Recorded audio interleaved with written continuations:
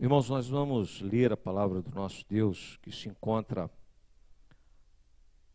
Pela manhã nós fizemos a leitura, a leitura da mensagem, presbítero Silas, foi em Atos dos Apóstolos. Vamos continuar em Atos dos Apóstolos, só que agora, no capítulo 18, relato de Lucas, acerca do ministério de Paulo, que foi seu mestre, seu mentor. Lá no capítulo 18, a partir do verso 5, nós vamos ler até o versículo 11, tá bom? Eu lerei, os irmãos acompanharão da maneira que se encontram. Diz assim a palavra do nosso Deus: quando Silas e Timóteo desceram da Macedônia, Paulo se entregou totalmente à palavra, testemunhando aos judeus que o Cristo é Jesus. Opondo-se eles e blasfemando, sacudiu Paulo as vestes e disse-lhes: sobre a vossa cabeça o vosso sangue, eu dele estou limpo, e desde agora vou para os gentios. Saindo dali, entrou na casa de um homem chamado Tício Justo, que era temente a Deus. A casa era contígua à sinagoga. Mas Crispo, o principal da sinagoga, creu no Senhor com toda a sua casa. Também muitos dos coríntios, ouvindo, criam e eram batizados.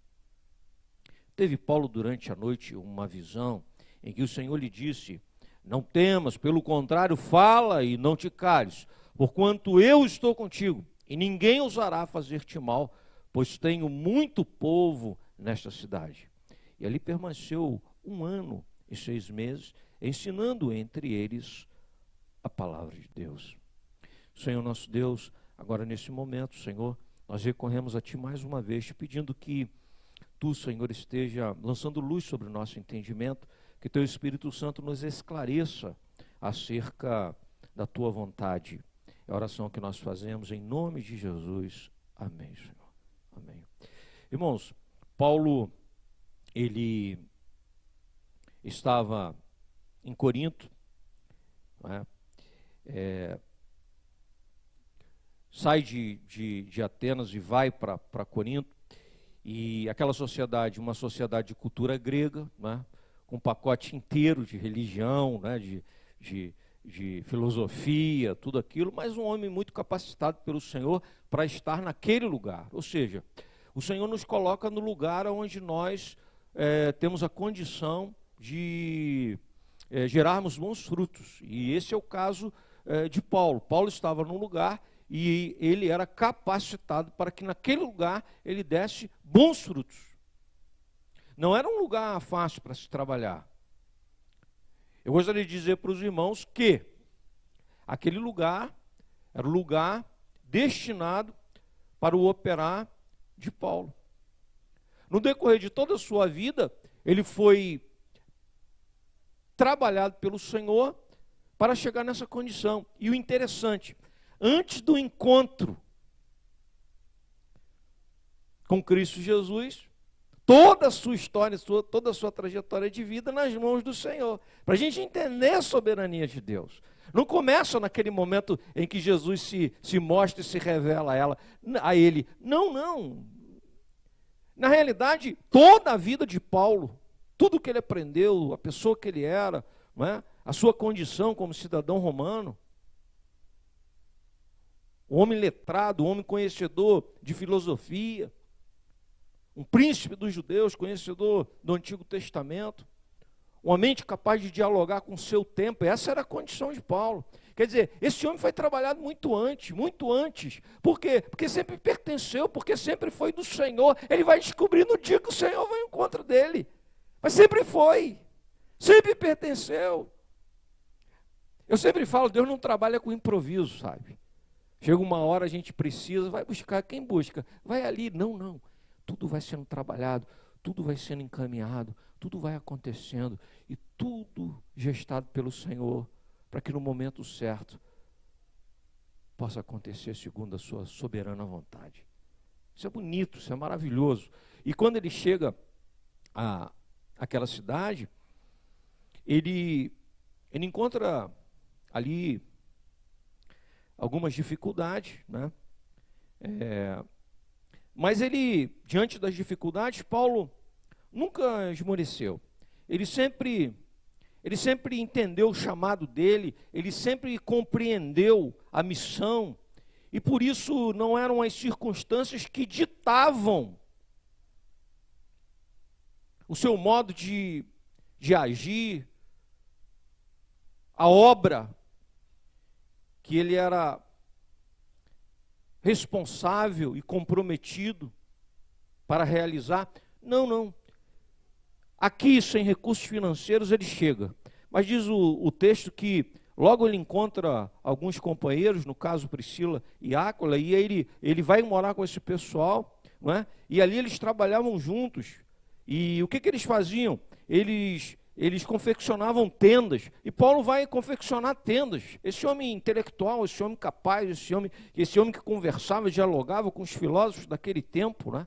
A mente mais brilhante dos seus dias, certamente, mas aí ele está ali a trabalho, a serviço do Senhor. Como que os recursos vão chegar? Bom, o Senhor vai prover, mas aí ele pega na tenda, ele pega na agulha, ele vai para o trabalho, ele transpira, ele vai lá, ele faz, porque o Senhor provê, mas ele provê no lugar onde nós estamos trabalhando, onde nós estamos nos empregando, onde nós estamos nos doando, porque nós entendemos o nosso chamado. Interessante porque enquanto ele trabalhava com aquele casal, ele ensinava. Olha, veja que bonito.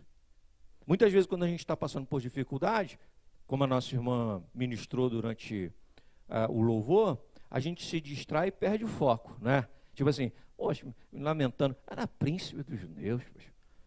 Eu leio livros, escrevo carta. Eu sou um homem acima da média do meu tempo, muito acima. Estou aqui agora costurando, aí você vai amargando, né? Aí você vai perdendo o brilho, porque você, naquele ato de comiseração, com pena de si mesmo, você vai se desgastando, não vai? O pensamento ruim vai entrando e a gente vai se alimentando daquilo, e a gente vai se diminuindo, e a gente vai perdendo a força, o brilho, a condição, não é isso? Não, ali é diferente, ali ele tá costurando tendas, ele está numa situação abaixo da sua própria condição, daquilo que é a sua formação, mas diz o texto que ele aproveitou aquele momento, aquele tempo, sabe para quê? Para criar nova liderança. Aquele casal se torna uma nova liderança na igreja, sabe por quê? Porque aquele tempo que era tempo para perder o foco, para lamonear, para reclamar, vira um tempo para edificar, vira um tempo para abençoar, vira um tempo para lançar semente, vira um tempo para, ali naquele momento, operar segundo a vontade de Deus. Eu não sei qual tempo você está vivendo. Eu sei uma coisa, independente do momento que você esteja vivendo, que esse momento aí onde você está, seja um momento de edificar, de abençoar, de tratar, de cuidar, de edificar vidas. Não é bonito? É bonito. Aí diz o texto que esse homem que está lá, esse homem que não perde tempo reclamando, se lamuriando, esse homem que não se deixa amargar pela condição, mas continua trabalhando, diz o texto, e aí é o texto que a gente acabou de ler, que esse homem, quando Silas e Timóteo, discípulos de Paulo, quando eles desceram da Macedônia, aí diz o texto que o negócio mudou. Por que mudou? Aí fica nas entrelinhas, se a gente for estudar, se aprofundar, a gente vai entender. Quer dizer, ele que passava falta de recursos e por isso tinha que fazer tendas, fabricar tendas, ele é visitado por esses irmãos chegam da Macedônia e certamente, veja como muda. Agora, o que está escrito? Quando Silas e Timóteo descem da Macedônia, Paulo se entregou totalmente à palavra, entregues à palavra, a temática do sermão de hoje. Quer dizer, a ideia de que aqueles homens trouxeram recursos que abençoaram a vida de Paulo. Quer dizer, ele não precisava mais agora estar ali fabricando tendas. Agora ele se dedicou inteiramente à pregação da palavra. Mas ele não está esperando chegar, ele já estava fazendo. Sabe qual é o nosso problema? É que a gente fica esperando chegar. Mas eu não tenho tempo, eu não tenho recurso, eu não tenho condições, fica esperando chegar. Sabe o que diz o texto? Que chega para quem está trabalhando. Chega para quem está se doando. Chega para quem está correndo atrás, para quem está transpirando, para quem está lá, para quem não desanimou, para quem não está sendo vítima dos acontecimentos. Não. Aí chega. Aí Deus manda a gente, sabe, no auxílio, trazendo o recurso necessário para abençoar, sabe? Não é bonito? É bonito. Eu gostaria de dizer para os irmãos que a igreja é um lugar onde todos os recursos que nós necessitamos, Deus envia, quando nós estamos empenhados na nossa missão. Nunca nos faltará recursos se nós estivermos totalmente empenhados na nossa missão. Nós sabemos, foi a pergunta da última mensagem, quem nós somos, e nós estamos comprometidos com a nossa missão. Bom, se nós sabemos, e Paulo sabia quem ele era, homem de Deus, homem bom, honesto, íntegro, e a partir daí podia conversar e dialogar com filósofos, teólogos e costurar tendas.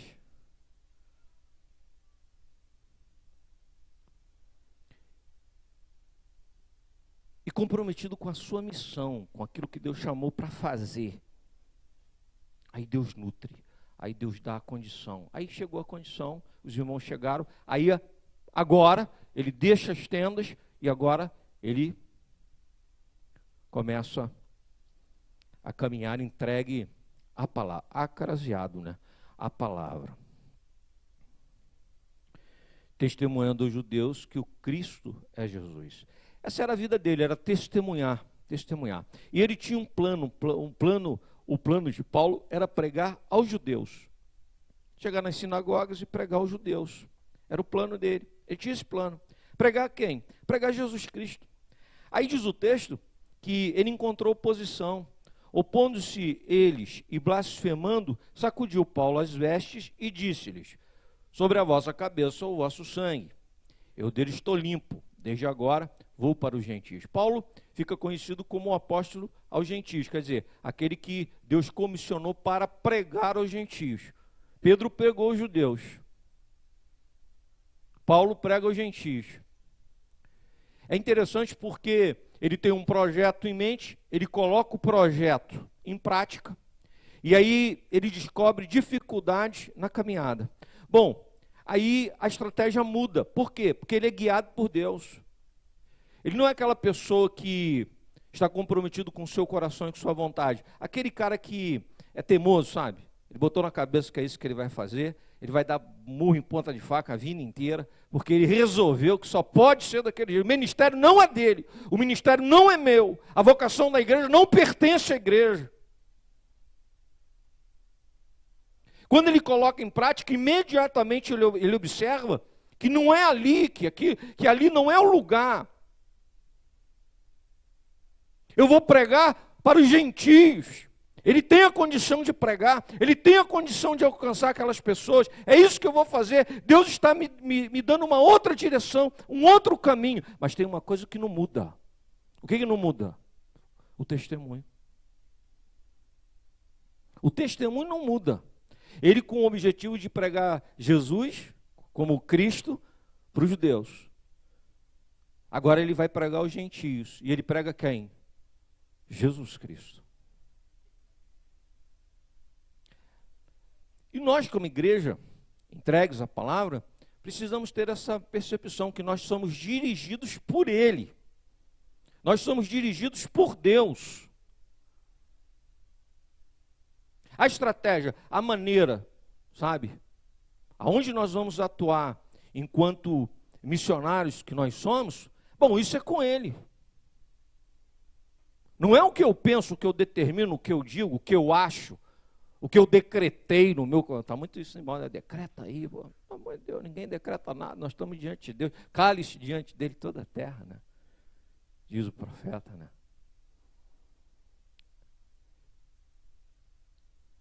Mas, nós somos chamados para a missão, e aí, o que não muda nunca muda. É a essência daquilo que nós fomos chamados para fazer. Nós fomos chamados para pregarmos o Evangelho da salvação.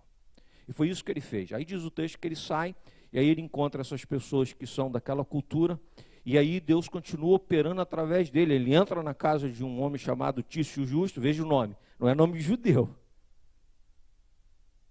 Ele entra na casa desse homem, que era temente a Deus, a casa era contígua, a sinagoga, mas Crispo, o principal da sinagoga, creu no Senhor com toda a sua casa. Também muitos dos coríntios, ouvindo, criam e eram batizados. Quer dizer, esse homem que não se deixa vencer pelas dificuldades, que continua atuando mesmo no dia mais difícil, esse homem que recebe de Deus a condição para fazer, esse homem que tem uma meta para realizar, mas percebe que, dirigido por Deus, a coisa não é daquele jeito, ele não esmorece e continua trabalhando, e o Senhor continua abençoando vidas através dele. A igreja é lugar onde pessoas, elas são abençoadas por Deus, por gente que entende que Deus está no controle. Quem controla isso aqui? É o Senhor. O pastor, o conselho da igreja, a gente se submete a ele. É lugar de submissos, como Paulo era. É a igreja de Cristo. Interessante que no versículo 9, que Paulo diz que Paulo à noite, ele teve uma visão em que o Senhor lhe disse, né? Não temas, pelo contrário, fala e não te cales. Isso deixa muito claro, gente, olha só. Deus não vai falar com o Andrei naquilo que o Andrei não tem necessidade. Não faz sentido nenhum, né? Está entendendo? Olha como é que o Senhor fala com Paulo. Ele fala como?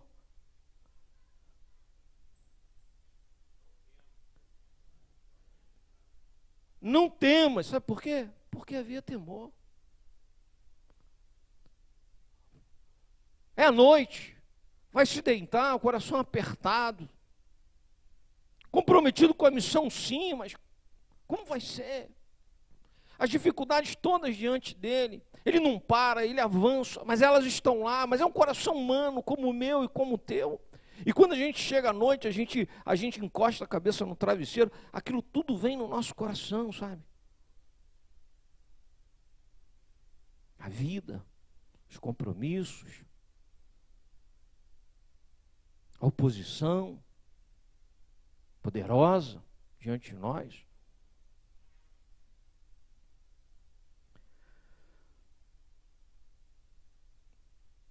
As notícias que a gente vai recebendo, o diagnóstico médico, é não saber se vamos continuar no emprego amanhã, os recursos financeiros, como vai ser o dia de amanhã. Você acha que isso acontece comigo e contigo só? Isso acontece o que aconteceu com Paulo. Aí sabe o que acontece? Aí acontece também o que acontece comigo e contigo, para aqueles que têm sensibilidade para ouvir. Aí Deus se apresenta e trata. E ele trata nesses termos, porque ele trata segundo a necessidade do coração. O tratamento está na medida exata da necessidade. O tratamento de Deus para a minha vida e para a tua está na exata medida do quanto nós precisamos. Não temos, porque eu tenho medo.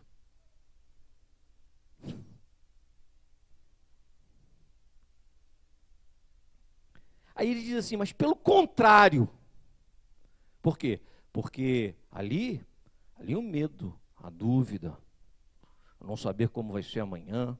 Mas pelo contrário, fala e não te cales, continua cumprindo com essa missão. Tu está fazendo isso e continua fazendo. Eu sei, tudo pesa, as dificuldades, os problemas, os opositores, está tudo aí. Mas continua fazendo, continua naquilo que você está empenhado. Sabe por quê? Porque eu estou contigo. Eu estou contigo. É isso que faz a diferença. Gente, foi isso que fez a diferença na vida de Paulo. Aquele que se entrega à palavra. Essa é a diferença, que Jesus está conosco. Eis que estarei convosco todos os dias. Isso é que faz a diferença. Os problemas sempre estarão lá. As dificuldades sempre diante de nós. Os homens perversos, opositores, sempre estarão por aí. Sempre, sempre, sempre. Sempre. Mas a diferença na minha vida e na tua é que Cristo é a nossa garantia. Onde está a tua garantia? no dinheiro que eu tenho no banco? Onde está a tua garantia nos últimos exames médicos que deu tudo ok? Onde está a tua garantia nos muitos amigos que eu fiz no decorrer da... eu faço aniversário, 200 pessoas vão lá em casa. Que alegria! É a maior alegria da pessoa, 200 pessoas em casa. E no dia que não for ninguém? Acabou? E o dia que acabar o dinheiro? Acabou? E o dia que o exame não vier em conformidade com aquilo que a gente esperava, o resultado? Acabou? A nossa garantia está no Senhor. Vocês repararam que essa palavra de Deus para ele está muito parecida, sempre com todos os vocacionados do Antigo Testamento? Repararam isso? A palavra do chamado para Jeremias: vai, porque eu sou contigo. Aí o Senhor se apresenta a Isaías e diz exatamente isso. Sabe por que você vai? Você vai não porque os inimigos são fracos, não porque você é poderoso e você é muito forte. Você vai porque eu vou contigo. A palavra dele para Moisés, para Gideão: eu sou a tua garantia. Sabe qual é a garantia da minha casa? A garantia do meu casamento? A garantia da tua casa? A garantia do teu casamento? Da tua família? É o Senhor. O Senhor é a nossa herança. Paulo sabia isso e vivia isso, se entregar para a serviço da palavra, não é? Para promover o Evangelho de Cristo Jesus, com a garantia de que Ele está conosco. Ele está conosco. Fale, não te cales, porquanto eu estou contigo. Ninguém ousará te fazer mal. Ele está dizendo assim para ele: ninguém ousará te fazer mal. Aí você vai dizer assim, lendo a história de Paulo: foi apedrejado. O antes está até pensando e já está rindo ali. Mas veja, se a gente pegar, né, os relatos, ele mesmo confessa isso: foi perseguido, apanhou, foi apedrejado, colocado como morto. O Senhor está dizendo assim: sabe o que é o mal, gente? Sabe o que é o mal? Nós somos vítimas do mal quando ele entra no nosso coração e a gente se contamina por ele.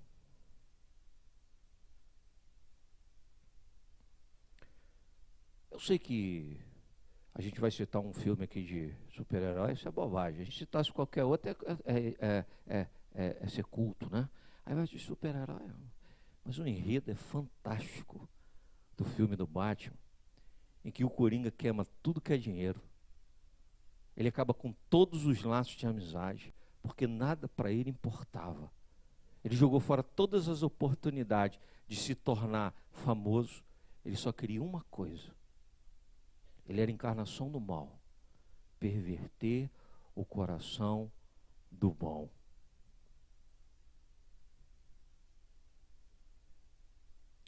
A encarnação do mal, do caos, a piada maldita. Fazer dele a minha imagem e semelhança. Nós fomos feitos à imagem e semelhança de Deus. A obra do diabo é fazer com que você fique parecido com ele. Desejo de vingança, vontade de destruir, botar a mão e acabar, pedir fogo em Samaria, pedir morte nas favelas do Rio.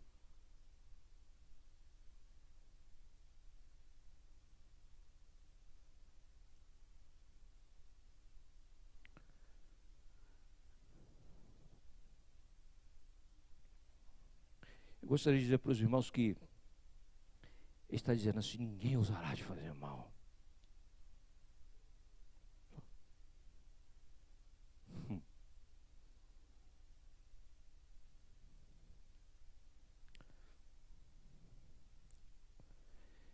E aí o que ele diz aqui é fantástico. Olha o que ele diz. Isso, agora eu vou fazer uma ligação com o que eu disse lá na introdução acerca de Paulo. Lembra? toda a formação de Paulo anterior ao encontro que ele teve com Cristo, quando Cristo vai em sua direção, tudo isso foi um fazer de Deus. Olha o que ele fala aqui. Olha que maravilha com respeito a tudo que ele ainda tinha para fazer naquele lugar e as coisas que tinham para acontecer. Ele diz assim: pois tenho muito povo nesta cidade. Ué, ele está começando um trabalho, como que tem muita gente ali, tem um povo grande do Senhor? Sabe que gente é essa? É gente que nem sabia que era de Deus.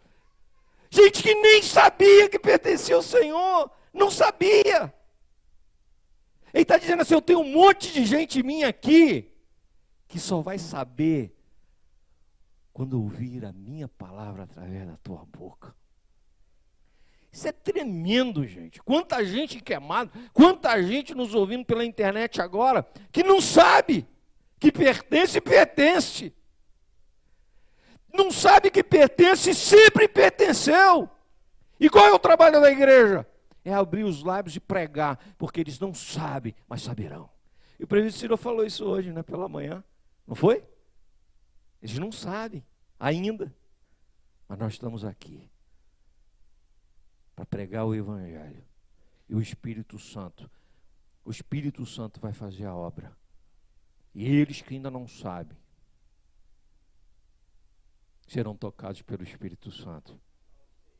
E estarão aqui conosco no entorno dessa mesa. Que maravilha. Quanta gente hoje lá fora, quanta gente hoje afundada no vício, quanta gente hoje tomada por uma vida de angústia, de depressão, quanta gente hoje envolvida em prostituição, no crime, no pecado, quanta gente sem esperança, mas o Senhor nos plantou nesse lugar, e Ele nos visita como visitou Paulo na noite desse dia, para dizer assim: essa gente que está lá não sabe, mas eles me pertencem. E a primeira igreja presbiteriana, assim como Paulo, em Corinto, prega o evangelho da salvação e resgata vidas. Amém, irmãos? Esse é o nosso trabalho. Esse é o nosso chamado. E para a gente poder encerrar, eu gostaria de concluirmos, eu gostaria de dizer que todas as vezes que nós nos reunimos em torno dessa mesa, é disso que nós estamos falando, é de uma igreja viva, alcançada pelo Senhor, mas que continua pregando e alcançando a outros pela ação do Espírito Santo. Não é uma igreja acomodada, não é uma igreja que se deixa vencer pelas dificuldades, não é uma igreja selamuriana, é uma igreja que tem medo sim, eu tenho medo, Anderson tem, o conselho tem, a gente tem medo da dificuldade, do futuro, não temos? O Senhor visita a gente, visitou hoje de novo, dizendo assim: não temas, Jonas, não tema, Anderson, não tema, pastor André, não temas, porque eu sou contigo, eu sou a tua garantia. O Senhor é a garantia da igreja, o Senhor é a garantia da primeira igreja presbiteriana em Queimados, o Senhor é a garantia da tua vida e da tua casa, é o Senhor, nós confiamos nele.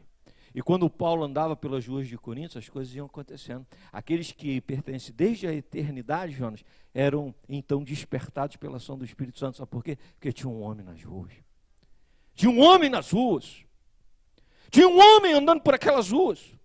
Tinha um homem que não se deixou vencer pelas dificuldades, pelos problemas. Ele não se deixou vencer porque os recursos financeiros não estavam lá. Continuou trabalhando, continuou fazendo. E aí aquele homem andando pelas ruas é a certeza real